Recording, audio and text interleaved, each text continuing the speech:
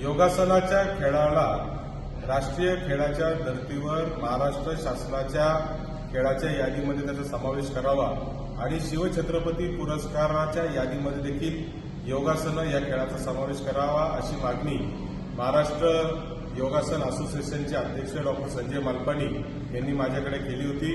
मी ती जुलै महिन्यामध्ये झालेल्या महाराष्ट्र विधिमंडळाच्या पावसाळी अधिवेशनात ती मागणी सभागृहामध्ये मांडली आणि उपसभापती निलमताई गोरे यांनी त्याबाबत शासनाला आदेश देखील दिले होते।